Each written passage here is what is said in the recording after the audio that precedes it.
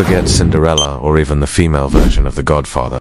This woman was the original hustler, and if her story doesn't blow your mind, then nothing will. This is the story of how a woman who was born in a brothel and sold by her mother at the age of 13 managed to become Empress of one of the most powerful empires in the world. Her name was Theodora, and her life was so scandalous that when she took the throne, the Bishop of Constantinople called it the triumph of the whore. Her father was an important official under the emperor, but he didn't stay that way for long. He ended up getting fired after embezzling too much money, and then when he tried to make a comeback under the new guy, he got murdered. So as you can imagine, money was a bit tight for the family. And since Theodora was particularly beautiful, her mother saw her as a valuable commodity. That's why when Theodora was just 13 years old, she sold her to a brothel. Now, if you're wondering what this has to do with the Byzantine Empire, let me clarify. At this time, Constantinople was basically the biggest city in the world, and it had the largest brothel scene known to man. It was also the capital of the Eastern Roman, or Byzantine Empire. So, needless to say, there were plenty of high-profile customers who visited these brothels. One of them was a man named Terracicod, who so happened to be the brother of Emperor Maurice. Although seeing as he spent his days frequenting taverns and brothels instead of doing, actual work, no one really expected him to become emperor himself. But hey, stranger things have happened, right? Well, they did. Maurice ended up dying during a military campaign in 602 AD, and Terracicod's older brother, Phocas, took the throne. By that point, Theodora had already become a very successful prostitute, but she wanted more. She set her sights on marriage, specifically marriage to a high-profile person that could get her into the upper echelons of society.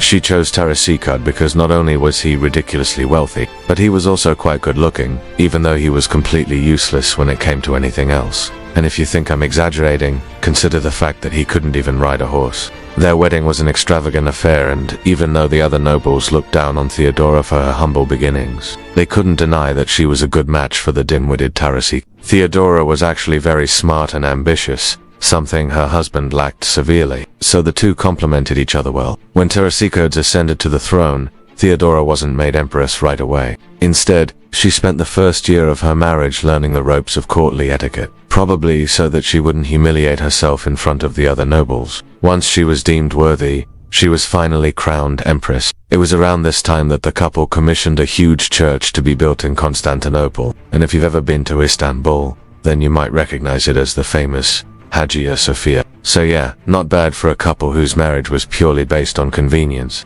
But unfortunately, their seemingly perfect life together didn't last forever. After 15 years of marriage, Terracicod died and Theodora became a widow. Now, according to historical records, she spent her time after her husband's death running a casino and brothel. But you know what they say about those types of women? A lady who frequents casinos and brothels must be quite the businesswoman. A few months after her husband's death, an army from the Sassanid Empire invaded the outskirts of Constantinople. Everyone panicked, including Emperor You see, he was already in debt thanks to his lavish spending, and he needed money to pay his soldiers. But the problem was no one wanted to lend him any. That was until he met a mysterious woman who offered him a loan that would solve all his problems.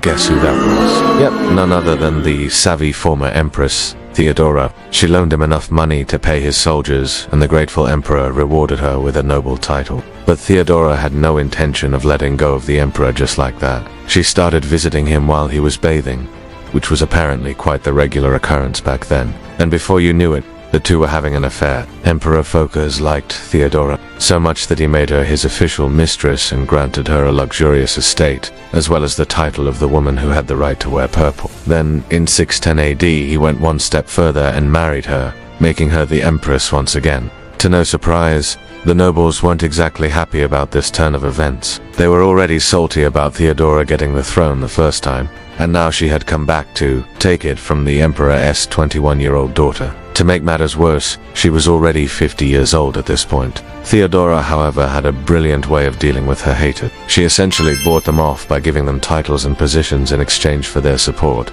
Then she took the rest of the money and spent it on building more churches and monasteries. After all, she wanted to make sure that everyone knew she was a devout Christian who cared about the people. I mean, she'd have to do something to get the public on her side, especially considering that she was called the triumph of the whore. But while her image as a benevolent Christian empress may have been cemented in the eyes of the public. The same couldn't be said about her own daughter.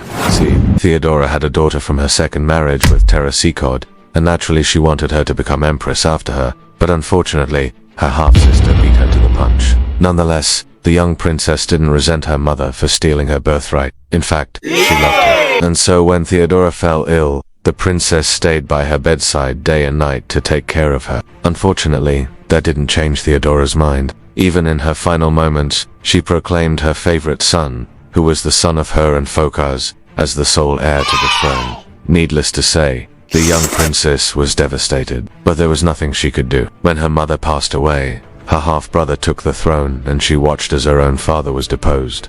Talk about a plot twist. Despite the unfortunate turn of events, the princess managed to escape execution and eventually became the wife of the king of the That's a real fairy tale ending right there. Meanwhile, Theodora's reign as empress was far from perfect. While she started out strong and was generally well liked by the public, things quickly took a turn for the worst. The main reason for this was her close relationship with her brother-in-law. See, he was extremely paranoid and insecure about the fact that he wasn't a legitimate emperor, so he appointed his sister and her son to key positions in the empire, much to the chagrin of the other nobles. Matters were made worse when he started demoting high-ranking officials simply because he didn't like them. The situation became so dire that many important figures started leaving the empire, which made the country lose a lot of valuable talent.